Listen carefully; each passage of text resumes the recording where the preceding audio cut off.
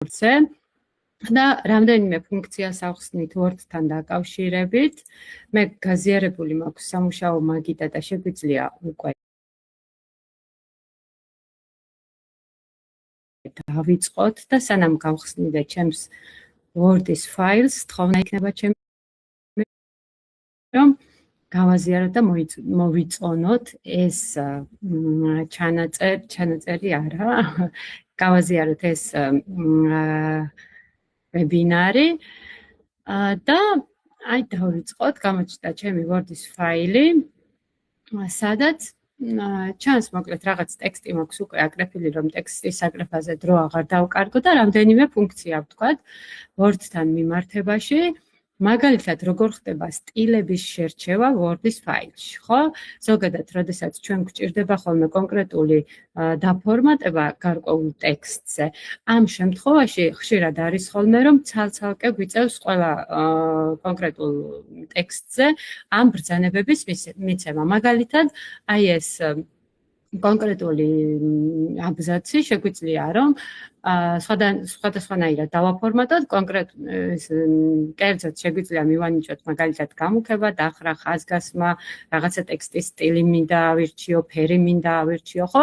მაგრამ აი ეს ყველაფერი რომ შევინახო სტილებში და შემდეგ მომავალში, როდესაც დამჭირდება შენახული მქონდეს ეს სტილი და შემდეგ აღარ მომიწიოს ყველა ბრძანების ერთიანად გამოყენება, ამისთვის არსებობს აი აქ თემა style, საიდანაც მე შემიძლია შევარჩიო და აქ ჩამონათვალში არის უკვე შერჩეული სტილები, რაც Word-ს მოყვება ზოგადად, მაგრამ ჩვენ შეგვიძლია ჩვენი სტილი შევარჩიოთ.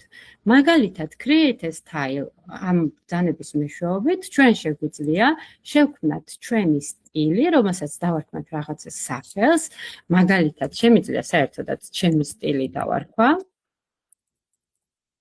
აი ასე და ვნახავ რომ აი აქ ჩამონათვალში უკვე გაკეთდა ჩემი სტილის სახელის რაღაცა სტილი. ამ სტილის ფორმატირება უკვე მე თვითონ შემიძლია ვმართო. ამისთვის მარჯვენა ღილაკით დავაკლიკებ ამ სტილზე, შემდეგ ავირჩევ modify ღილაკს, სადაც ჩამონათვალია სხვადასხვა ბრძანებების ამ სტილს რა დაფორმატებები მინდა მივანიჭო. მაგალითად, შემიძლია მივუთითო, აი თუ ამ სტილს ვიყენებ სათაურებისთვის და სათაურებისთვის მინდა რაღაც სტილი შევქმნა. ხო, შემიძლია მივანიჭო 18 შრიფტის ზომა, შემიძლია გამუქება მივანიჭო, შემიძლია რაღაცა დახრა მივანიჭო, შუაში იყოს გასწორებული ეს ტექსტი. ასევე შემიძლია მივანიჭო ფერი და რაღაცა კონკრეტული ფერი შევარჩიო, ხო? და აი ამ ყველაფრის არჩევის შემდეგ შემიძლია, ოკეი, ღილაკით დავეთანხმო და აი აქ სტილებში გაჩნდება ასეთი სტილი, რომელიც მარტივად შემიძლია გამოვიყენო სხვა ტექსტებზეც. მაგალითად, თუ მე მინდა რაღაც სხვა ტექსტი მაქვს, აი ეს აბზაცი მაქვს და ეს აბზაციც მინდა ზუსტად იგივე სტილში გავაკეთო, ხო? მოვნიშნავ ამ აბზაცს, აი ასე და ამ სტილზე პირდაპირ დავაკლიკებ და ის კონკრეტული ბრძანებები, რაც მე სტილებში მქონდა შერჩეული, არის უკვე ამ კონკრეტულ მონიშნულ ტექსტზე გავრცელებული. ეს რაც შეეხებოდა სტილებს. ახლა გადავიდეთ insert menu-ს ღილაკში და ვნახოთ თუ როგორ ხდება თავფურცელის, ანუ ყდის გაკეთება. ზოგჯერ არის ხოლმე რომ რაღაც დოკუმენტი გვაქვს და ამ დოკუმენტში გვინდა თავფურცელის გაკეთება. ხშირად არის ხოლმე ასეთი სიტუაცია, ხო? აი ამ შემთხვევაში უნდა გამოვიყენოთ ბრძანება cover page, ანუ თავფურცელი ასე ვთქვათ და აქედან შეგვიძლია შევარჩიოთ სასურველი რაღაცა სტილები ამოცემული და ამ სტილიდან ნებისმიერი ერთ-ერთი შეგიძლიათ, აი მაგალითად ეს სტილი შევარჩიოთ და ვნახავთ რომ აი აქ არის უკვე ასეთი სტილის თავფურცელი, სადაც მეუბნება დოკუმენტის სახელი ჩაწერეო, დოკუმენტის subtitle, ანუ ქვესათაური დაწერეო, თუმცა თქვენ შეგიძლიათ ნებისმიერი ტექსტი ჩაწეროთ ამ კონკრეტულ ველებში. თუ აღარ გვინდა ამ თავფურცელის გაკეთება, შეგიძლიათ მოხსნათ ისევ cover page-ზე დაკლიკებით და remove current cover page-ზე დაჭერით. ასევე თუ თქვენ გსურთ ზოგადად სურათის ჩასმა, ვიცით რომ picture-დან ხდება, მაგრამ როდესაც გსურთ სამგანზომილებიანი სურათის ჩასმა, ამ შემთხვევაში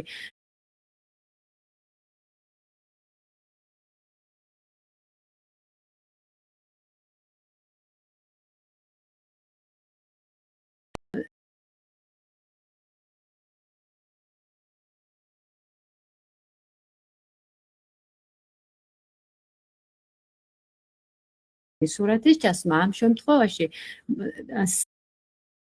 სამი დემონსტრაცია აი აქ უნდა შევიდეთ, ან ზედვე დავაკლიკოთ ამ ბრძანებას, გამოდის აი ასეთი ფანჯარა, სადაც იქნება სამგანზომილებიანი მოდელების არჩევის საშუალება. ანუ აქაც არის რაღაცა ჩამონათვალი თემების მიხედვით. თემების მიხედვით გაერთიანებული სამგანზომილებიანი ნახატები და ასევე არის ჩასაწერი ველი, სადაც შემიძლია ჩავწერო კონკრეტული სიტყვა, რის მიხედვითაც შეუძლია მომიძებნო სამგანზომილებიანი სურათი. ჩავსვათ მოდით ერთ-ერთი სურათი, მაგალითად მოდით ავატარის სურათები ჩავსვათ, თუნდაც აი ეს იყოს და რით განსხვავდება ჩვეულებრივი ფოტოსგან ეს სამგანზომილებიანი სურათი. როდესაც ამ სურათს ჩავსვავთ, გვაქვს იმის საშუალება, რომ იგი შემოვაბრუნოთ ნებისმიერი მიმართულებით სამ განზომილებაში. ანუ აი ასეთი რაღაც ღილაკი მოყვება, კალისებური ღილაკია, რომელსაც რომ დავაკლიკებ, აი ასე ვმართავდა სხვადასხვა განზომილებაში შემიძლია მისი დანახვა. ამით განსხვავდება ზოგადად ჩვეულებრივი ორგანზომილებიანი სურათისგან. ასევე შემიძლია მისი წაშლა შეგვიძლია ჩვეულებრივი delayed ღილაკით, ანუ მოვნიშნავთ და შემდეგ შეგვიძლია delayed კლავიატურის ღილაკით წავშალო ეს ყველაფერი. ასევე შემიძლია თუ მაქვს რაღაც ლამაზი ჩამონათვალი მინდა გავაკეთო, ან კონკრეტული რაღაცა ფიგურებისგან აწყობილი დიაგრამა მინდა ჩავსვა. თუნდაც აი ამ ადგილას, ხო? ამ შემთხვევაში შემიძლია რაღაც ფორმები არის მოკლედ, რომელშიც შემიძლია ტექსტები და სურათები ჩავსვა. აი ეს ყველაფერი შემიძლია ვიხილო Smart Art დიაგრამების ჩამონათვალში. აქ არის უამრავი ჩამონათვალი, აი აქ შეგვიძლია დავათვალიეროთ ყველა მათგანი.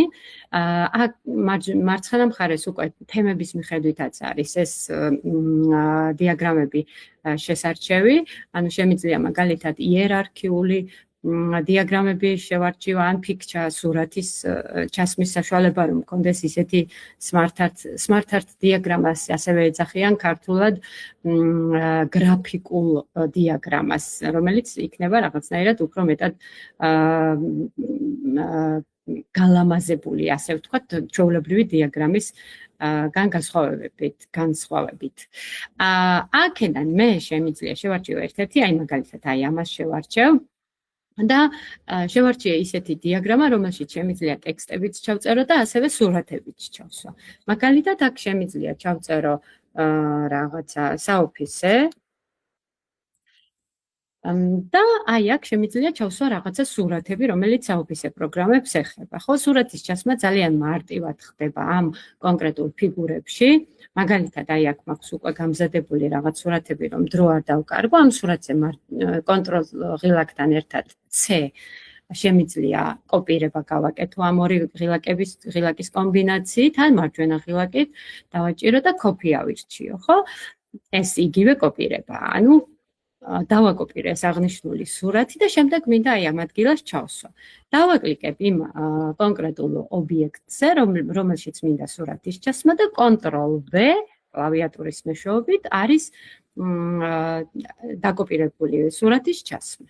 ასევე შემიძლია მეორე სურათიც იგივენაირად მოვნიშნო, Ctrl C ღილაკით დავაკოპირო, ან copy მივცე მას, შემდეგ მოვნიშნო ის არე, რომელშიც მინდა დაკოპირებული სურათის ჩასმა და Ctrl V-ით ჩავსვა. ასე შემიძლია მოკლედ Smart Art დიაგრამების, ანუ გრაფიკული დიაგრამების ჩასმა დოკუმენტში ნებისმიერ ადგილას.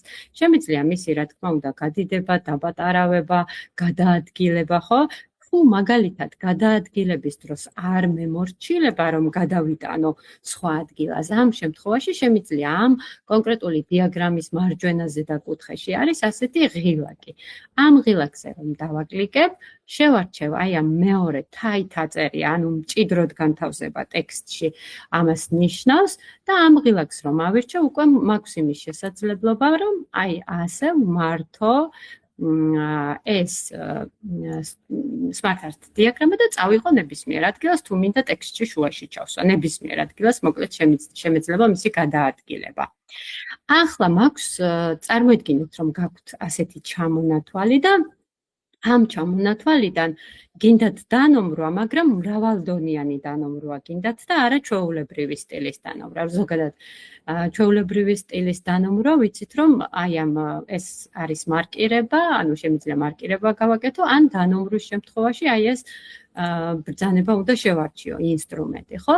თუმცა, როდესაც მე ვგეგმავ მრავალდონიან დანომრვას, მაგალითად, ბორჯომის შიგნით კიდევ ჩამონათვალია ვაშლოვანი და თუშეთი, ანუ მისი შიდა დონე არის ეს და არა პირდაპირ ბორჯომი, ანუ რეალურად მე მინდა რომ აი ეს ორი ჩამონათვალი ვაშლოვანი და თუშეთის შევიტანო შიდა დონეში, ანუ ერთის ერთი იყოს, ანუ თვითონ აი ამ პირველის ჩამონათვალი იყოს შიგნით ეს დანომრვა. აი ამ შემთხვევაში, როდესაც თქვენ გეგმავთ მრავალდონიან დანომრვას, უნდა შეარჩიოთ არა ეს ინსტრუმენტი, არამედ აი ეს ინსტრუმენტი, რომელსაც აწერია multi-level list, რომელიც ნიშნავს მრავალდონიან დანომრვას. აქ შევდივართ და აქედან ვირჩევთ როგორი სტილის დანომრვა გვინდა. მაგალითად, აი ეს სტილი ავირჩიე და შემდეგ უკვე, როდესაც მინდა რომ კონკრეტული ჩამონათვალი უკვე შიდა დონეში შევიტანო, მაგალითად, ჩვენ თქვით აი ამაზე, მოვნიშნე და აი ეს ორი ღილაკი ნიშნავს ერთი დონით წინ შეწევას, ან ერთი დონით უკან გამოწევას.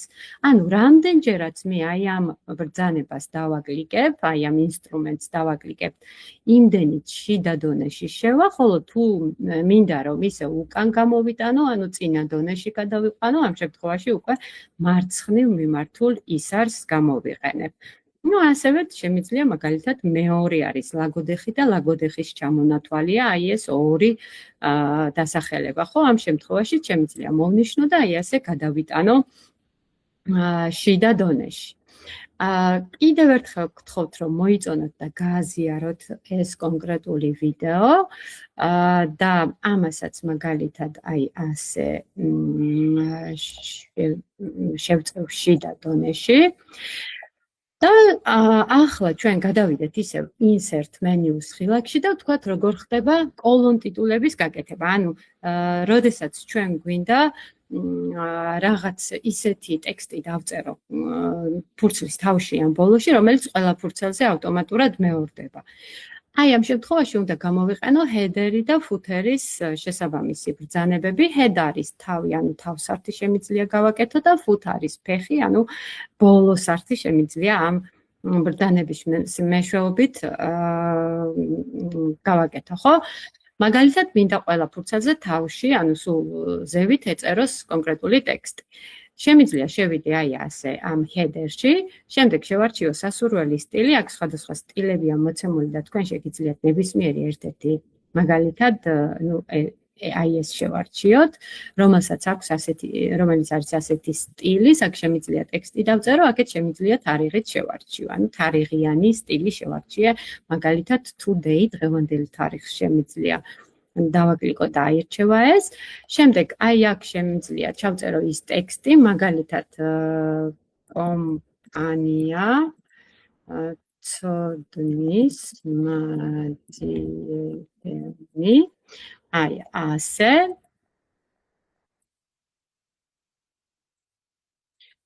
კიდევ ერთხელ გთხოვთ, რომ მოიწონოთ და გააზიაროთ ეს კურსი. ეს კურსი კიდევ ერთხელ გეტყვით, რომ არის ზოგადი ხასიათის და ვისაც სურს, რომ საფუძვლიანად შეისწავლოს ეს სამივე საოფისე პროგრამა, შეგიძლიათ დარეგისტრირდეთ და გაიაროთ ეს საფუძვლიანი კურსი, რომელსაც გეგმავს ცოდნისმაძიებელნი მომავალში და იქ იქნება ყველა საოფისე პროგრამა, ანუ Word-ი, Excel-ი და PowerPoint-ი დეტალურად აღწერილი და ძალიან გამოგადგებათ ზოგადად თქვენ სამსახურში, იცით რომ საკმაოდ მნიშვნელოვანი პროგრამებია და ყველაზე გამოყენებადი პროგრამებია ეს საოფისე პროგრამები და ყველგან მოითხოვენ ამ სამივე პროგრამის ცოდნას, ამიტომ მნიშვნელოვანია თქვენთვის რომ გაიაროთ ეს კურსი. თუმცა ახლა რატომღაც არ გააკეთა ყველა იმაზე, წესით აქაც უნდა გაეკეთებინა და აქ მონიშნული მაქვს რომ მხოლოდ პირველ ფურცელზე იყოსო different first page ნიშნავს რომ განსხვავებული იყოს პირველი გვერდიო, თუმცა ამის მოხსნა მომიწევს მე რადგან ყველგან მინდა და არა მხოლოდ პირველ ფურცელზე. კიდევ დავაწერ მოდით კომპანია ცოდნის მაძიებელი და თუ მინდა ეს ყველა ფურცელზე განმეორდეს, მისი დაფიქსირება შემიძლია ნებისმიერ ცარიელ ადგილზე დაკლიკებით და ვნახავ რომ აი ასე ყველა ფურცელზე ავტომატურად განმეორდა ის ტექსტი, რომელიც მე მივუთითე. ანუ შეგიძლიათ აი ასე, ამას ქვია კოლონ ტიტულის ჩასმა, ყველა ფურცელზე დადოთ ეს კოლონ ტიტული ავტომატურად. ასევე შეგიძლიათ დანომრვის შერჩევა, თუ გინდათ რომ ფურცელი დაინომროს, ამ შემთხვევაში უნდა გამოიყენოთ ინსტრუმენტი page number, საიდანაც თქვენ შეგიძლიათ format page number გამოიძახოთ და აირჩიოთ სასურველი სტილი, მაგალითად ABC, თუმცა ამას არ მიჩვენებს, ზევით მაქვს bottom of page მივუთითოთ, იმიტომ რომ ზევით უკვე გაკეთებული და მაგიტომ არ მიჩვენებს, ანუ არ მიკეთებს ამ ზევით აღარ მიკეთებს დანომრვას. შემიძლია მივუთითო მოკლედ აქედან ABC, თუ არ ირჩევს, კაი. for started must ნულიდან გაქვსო დაწყებულიო და ამიტომ ლათინურ შრიფტში ხوار არსებობს ნული და მაგიტომ მიწერს ამ რაღაცა შეტყობინების ფანჯარა გამოაქვს. აი ნახეთ, start at-ში მითითებული აქვს ნული. ანუ ნულიდან დაიწყეო, ალბათ ბოლოს ეს მქონდა გამოყენებული და ის აქვს დამახსოვრებული, რეალურად ჩვენ უნდა დავაწყებინოთ პირველიდან, ანუ A სიმბოლოდან. ამიტომ ახლა უკვე აღარ გამოიტანს ამ ფანჯარას, ისევ ABC, ოღონდ დიდი ABC ავიღოთ და OK-ზე დაჭერით, გვექნება ასეთი სიტუაცია. ეს ავირჩიეთ უბრალოდ სტილი და ახლა მივუთითოთ სად დასვას ეს კონკრეტული ნომერი, ხო? ჩვენ გვინდა ბოლოში, ანუ ფურცლის ბოლოში დასვას და მაგალითად შუაში. აი ნახეთ, ეს პატარა A ღილაკები მიგვითითებს ქვევით, მაგრამ მარცხნივ შუაში თუ მარჯვნივ. ჩვენ გვინდა შუაში, ხო? ცენტრში დასვას. სამ შემთხვევაში ავარჩევ აი ამას, დავაფიქსირებ ნებისმიერ ცარიელ ადგილას ორჯერ სწრაფად დაკლიკებით და ვნახავ რომ ყველა ფურცელზე, აი ნახეთ B, C, D და ასე შემდეგ იქნება ჩამონათვალი, მოკლედ დანომრილი იქნება, ოღონდ მე რომელი სტილშიც ავირჩიე, იმ სტილში მოხდება დანომრვის შესრულება. ასევე თქვენ თუ გსურთ კონკრეტული სიტყვა მოაძებნინოთ words დიდ ტექსტში და შეაცვლევინოთ სხვა სიტყვით, მაგალითად სიტყვა დაცული. აი დაცული სიტყვა მიწერია რამდენიმე ადგილას, აი აქაც მიწერია და აი ეს სიტყვები მინდა მოვაძებნინო, რადგან არასწორად მიწერია და სხვა სიტყვით მინდა ჩავანაცვლებინო. აი ხშირად არის ხოლმე ასეთი სიტუაცია, რომ რაღაც სიტყვა კონკრეტულ დოკუმენტში თუნდაც ვიღაცის გვარი არასწორად მიწერია, თუნდაც რაღაცის დასახელება, ხო, არასწორად მიწერია მთელ ტექსტში და იმისთვის რომ დრო არ დავკარგო მე მისი მოძებნისთვის და შემდეგ შეცვლისთვის, ამისთვის არსებობს Word-ში ასეთი ბრძანება replace, აი აქ home ღილაკი, სულ ბოლოში არსებობს მარჯვენა მხარეს replace ღილაკი, რომელიც ჩანაცვლებას ნიშნავს. ზევით find what-ის გასწვრივ დაწერთ იმ სიტყვას, რომელიც გინდათ რომ ჩაანაცვლოთ, მაგალითად სიტყვა დაცული წერია ახლა, იმიტომ რომ ის მქონდა მონიშნული და თვითონ მიხვდა რომ ეს მინდოდა თუ არა და თქვენ თვითონ ხელით ჩაწერთ ამას, ხოლო replace-ის გასწვრივ ჩაწერთ იმ სიტყვას, რითიც გინდათ რომ ჩაანაცვლოთ. მაგალითად რა დავწეროთ ახლა ჩვენ? შეზღუდული. და შემდეგ replace all ღილაკზე დაჭერით, ვნახავ რომ აი აქ მიჩვენებს რომ მეუბნება რომ 3 ადგილას ხდება მისი ჩანაცვლებაო, ანუ რეალურად 3 ადგილას ეწერა სიტყვა დაცული და ამიტომ მომიძებნა ის და აი ასე ჩამინაცვლა მოკლედ სადაც მეწერა სიტყვა დაცული მის ნაცვლად წერია აი ასე შეზღუდული. ანუ ნებისმიერი სიტყვა შეგიძლიათ მოაძებნოთ Word-ის პროგრამას და შემდეგ ჩაანაცვლებინოთ სხვა სიტყვით. კიდევ ერთხელ გთხოვთ რომ მოიწონოთ და გააზიაროთ ეს კურსი, რადგან საკმაოდ მნიშვნელოვანია რომ ბევრმა ადამიანმა მოისმინოს ეს, რადგან ყველა სჭირდება ზოგადად ეს საოფისე პროგრამები და მნიშვნელოვანია ეს ყველაფერი, ხო? გადავიდეთ მოდით ახლა დიზაინ მენიუს ღილაკში და ვნახოთ აქ რისი შესაძლებლობები გვაქვს. დიზაინ მენიუს ღილაკიდან ჩვენ შეგვიძლია page color-ით შევცვალოთ ფურცლის ფერი. ანუ თქვენ თუ გსურთ რაღაცა ლამაზი ფერით შეღებოთ თქვენი ფურცელი, ამ შემთხვევაში შეგიძლიათ გამოიყენოთ page color, სადაც არის სხვადასხვა ფერების ჩამონათვალი. თუ ამ ფერებიდან არ მოგეწონათ არც ერთი, შეგიძლიათ შეხვიდეთ more color-ში და შემდეგ აქაც გაქვთ სხვადასხვა ფერების ჩამონათვალი და აქედანაც შეგიძლიათ შეარჩიოთ კონკრეტული ფერი. ეს კიდევ თუ არ გაკმაყოფილებთ, შეგიძლიათ custom-ში გადახვიდეთ და აი აქ რომელი ფერის გარდაასვლა გინდათ, აი იმ ფერზე დააკლიკოთ და შემდეგ აი აქედან მართოთ უფრო მუქი ვარიანტი გინდათ თუ უფრო ღია ფერი გინდათ და ოკეიზე დაჭერით, ვნახავთ რომ ეს ფურცელი იქნება აი ასეთი ფერის. ანუ რაღაცა ფერების შეცვლა, ფერების მინიჭება შეგიძლიათ თქვენს ფურცელზე. და ასევე watermark-ი არსებობს, კიდევ წყალმარკერი ქვია მას, ან ჭვირნიშანსაც ეძახიან რატომღაც, რომელიც ნიშნავს იმას, რომ ქვედა ფონზე, ანუ ფურცლის უკანა ფონად დააყენოთ ან სურათი, ან ტექსტი დააწეროთ. აი ხშირად არის ხოლმე რომ რაღაც შეზღუდული დოკუმენტი რომ არის, იმას უკანა ფონად ამ watermark-ით აწერენ ხოლმე, არ გადაიწეროთ, ან არ დააკოპიროთ, ან ასეთი რაღაც გაფრთხილება წერია ხოლმე, ხო? თუმცა ჩვენ შეგვიძლია ნებისმიერი ტექსტი დავაწეროთ, თუნდაც ჩვენი კომპანიის სახელი დავაწეროთ, ხო?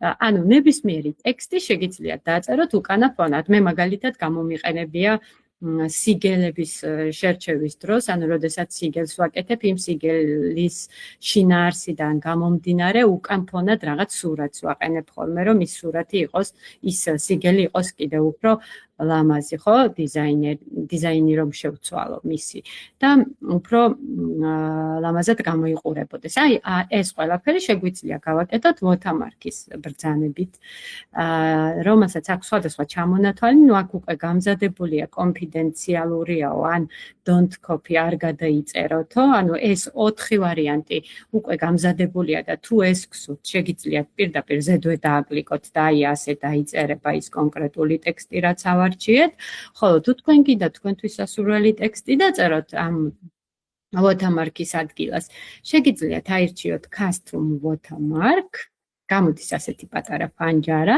სადაც თუ სურათის შერჩევა გინდათ, უნდა აარჩიოთ watermark, picture watermark, შემდეგ აირჩიოთ select, ანუ მონიშნა.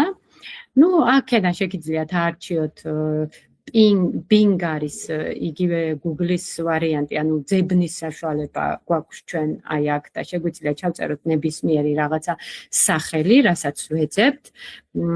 მაგალითად საოფისე, რამდენად ქართულად მოძებნის არ ვიცი, მაგრამ ოფისის რაღაცა სურათები ამომეყარა. ნუ საოფისე სკამი დავუშვათ, ხო? მოვნიშნე ერთ-ერთი ვარიანტი და ოკეიზე დაჭერით, ვნახავ რომ კიდევ ოკეის დავაჭერ რომ ეს ფანჯარა დაიხუროს და ვნახავ რომ ამ სურათს რაღაცა ფონის მოყვება. მოდი არ გვინდა ეს სურათი, იმიტომ რომ ცუდად ჩანს. ზოგადად ეს ჭვირნიშანი, ანუ watermark-ი არის უფრო ღია ფერის ტექსტით დაწერილი. აბა ვნახავ ჩემთან კომპიუტერში თუ მაქვს რაღაცა სურათი და იმას ჩავსვავ. თუნდაც მოდი აი ეს საზამთრო სურათი ჩავსვათ ჩვენ აქ. ნუ ამასაც თეთრი ფონი მოყვება და ცოტა ცუდად ჩანს, მაგრამ ნახეთ, ახლა მე თქვენ გაჩვენებთ თვითონ ფურცელს როგორ იქნება. აი გავუშვიმე პრინტერზე და ვხედავთ რომ რაღაცა უკანა ფონზე ის კონკრეტული სურათი არის რაღაცა მკრთალად მოცემული, ხო?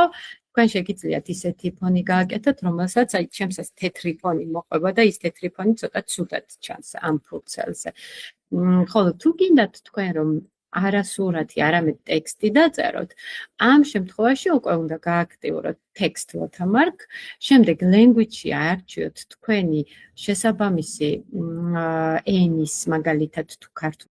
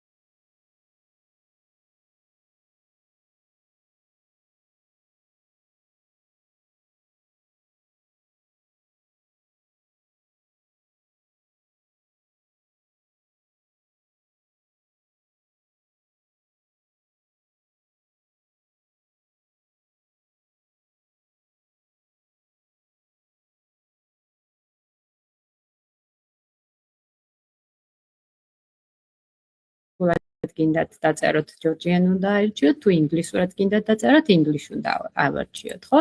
მაგალითად ავირჩია ჯორჯია. აი აქ შეგიძლიათ მივთითოთ ის ტექსტი, რაც გინდათ რომ დაწეროს watermark-ის ადგილას. წოდნის მატიებენი. კიდევ ერთხელ გთხოვთ რომ მოიწონოთ და გააზიაროთ ეს კურსი, რადგან ბევრმა ადამიანმა ნახოს და ზოგადად წარმოდგენა შეექმნას Word-ის პროგრამასთან დაკავშირებით და ასევე კიდევ ერთხელ გეტყვით, რომ კომპანია ცოდნისმაძიებელი გეგმავს უფრო დეტალურ კურსს, სადაც უფრო დაწვრილებით, აი ყველა ბრძანება იქნება განხილული და თქვენ გეკნებათ შესაძლებლობა ამ კურსის მეშვეობით, რომ საფუძვლიანად ისწავლოთ ეს სამივე პროგრამა, Word-ი, Excel-ი და PowerPoint-ი ამ კურსის გავლის დროს. აი ასეთი გამოგვივიდა მოკლედ ყველა ფურცელზე ეს ჩვენი watermark-ი, ანუ წყალმარკერი არის ასე დაწერილი. მოდით ახლა ნახოთ თუ როგორ ხდება აი ამ references menus ღილაკის insert footnote კოლიო ასეთი განმარტება აქვს მას ქართულად და რეალურად ეს ნიშნავს რაღაც სიტყვის განმარტება, როდესაც გაქვთ ხოლმე გასაკეთებელი ხშირად არის ხოლმე რომ კონკრეტულ სიტყვას გინდათ გაუკეთოთ განმარტება, რაღაცა უცხო სიტყვაა და გინდათ რომ ფურცლის აი აქ ბოლოში დაწეროს ამ სიტყვის განმარტება, როგორც არის ხოლმე ზოგადად წიგნებში, ხო? თუ გვინდა რომ ეს კოლიო გამოვიყენოთ, ამ სიტყვის ბოლოში ვდგებით, აი ასე. შემდეგ მივუთითებთ insert footnotes. აი, აქ უკვე გაჩნდა ერთიანი. ანუ ეს იმას ნიშნავს, რომ შეხედეთ, აქაც გაჩნდება ერთიანი, რომელ სიტყვასაც ვუკეთებ განმარტებას. აი, აქ ნახეთ, პატარა ერთიანი დაეწერა. და ეს ერთიანი ნიშნავს, რომ მას აქვს რაღაცა განმარტება დანომრვით ერთიანი. და აქ შემიძლია მივუთითო რაღაცა განმარტება, ხო? რაღაცა კონკრეტული სიტყვის განმარტება შემიძლია ჩავწერო. მეორე სიტყვაც თუ მაქვს, იმ სიტყვის ბოლოშიც ჩავაკლიკებ, აი მაგალითად აქ ჩავაკლიკებ, insert footnote-ზე ხელახლა დავაჭერ და აქ უკვე ორიანი დაეწერება, რადგან ეს უკვე არის მეორე სიტყვა, რომელსაც ვუკეთებ მე განმარტებას, ხო? და ასე კეთდება ზოგადად სკოლიო. და ერთ სიტყვი კიდევ, როდესაც თქვენ გინდათ რაღაც სურათი გაქვთ და ამ სურათზე გინდათ რომ გააკეთოთ სათაური. ანუ რეალურად სურათზე ზევიდან რომ დააწეროთ ჩვეულებრივ რაღაცა სათაური, ეს არ არის მიღებული Word-ში, ანუ ეს არ არის სწორი ვარიანტი სურათის სახელის შერქმევის, იმისთვის რომ სურათს თავისი სახელი გაუკეთოთ, შემდეგ შეგიძლიათ მისი შესაბამისი სარჩევიც გააკეთოთ. სურათების არჩევი რომ მარტივად გადაადგილდეთ კონკრეტულ სურათთან, ანუ სურათის სახელის შერქმევა როგორ ხდება. მარჯვენა ღილაკით ვაკლიკებთ და ვირჩევთ insert caption. caption-ები არის იგივე რაღაცა განმარტებები, ხო? სათაურები ასე ვთქვათ. აქ ავტომატურად მონიშნული არის ფიგურა. თუმცა ჩვენ ეს გვაქვს სურათი და არა ფიგურა, ხო?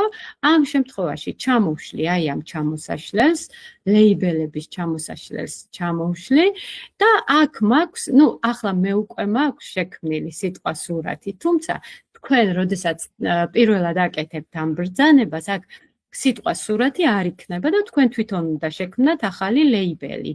ანუ რაღაცა თემა ასე ითარგმნება. ახალი თემის შესაქმნელად new label-ზე უნდა დააჭიროთ და აქ მაგალითად დაწეროთ სურათი. რომ სურათის თემა იყოს და არა ფიგურის თემა. ამ შემთხვევაში OK-ზე დაჭერით, აი აქ უკვე ჩამონათვალში დაემატება სიტყვა სურათი, ანუ თემა სურათი ავირჩიე. აი მაგალითად თქვენ თუ გაქვთ ცხრილის სათაური გასაკეთებელი, შეგიძლიათ table აირჩიოთ, თუ ფიგურების განმარტება გინდათ, შეგიძლიათ ფიგურა აირჩიოთ, მაგრამ სურათის შემთხვევაში ვირჩევთ სურათს და შემდეგ აქ მივუთითებთ მაგალითად რაღაცა ჩანჩქერი რაღა 1. ხო? OK-ზე დაჭერით, აი აქ გაკეთდება აი ასეთი დასათაურება. მეორე სურათზეც რომ შევალ ახლა insert caption-ში და აქედან ავირჩევ სურათს და აქ მივუთითებ რაღაცა კონკრეტულ დასახელებას და OK-ზე დავაჭერ, ხო? ამას უკვე ნახეთ ახლა ამას დაეწერა მეორე სურათი და ამას პირველი სურათი, რადგან ეს ოდნავ ზევით არის ამაზე და იგულისხმა რომ ჯერ ეს სურათია დასანომრად გამზადებული და შემდეგ ეს სურათი. მესამესაც იგივენაირად თუ შევარჩევთ ამ სურათს უკვე მესამე დაეწერება და აი ასე მოკლედ გვექნება სურათების განმარტებები, ანუ სურათის დასათაურებები. და ბოლოში შეგიძლიათ უკვე მათი სარჩევიც გააკეთოთ შემდეგნაირად.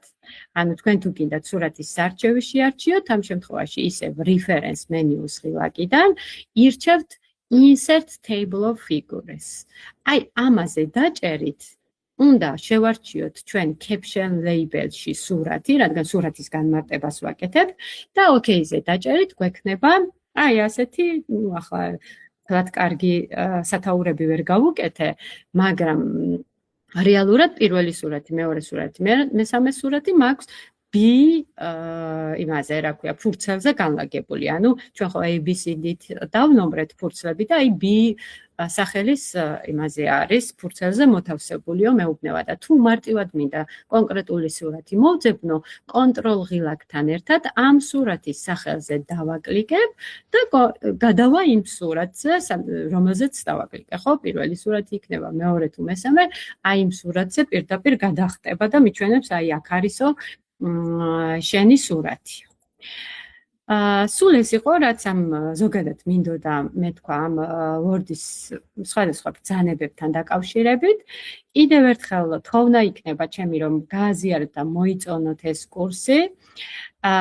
და კიდევ ერთხელ გეტყვით, რომ თუ გსურთ თქვენ რომ დეტალურად შეისწავლოთ ეს საოფისე პროგრამები, კერძოდ Word, Excel და PowerPoint-ი, აი ამის კურსს გეგმავს უკვე დეტალურად იქნება განხილული ამ კურსში ყველა ბრძანება და ყველა ფორმა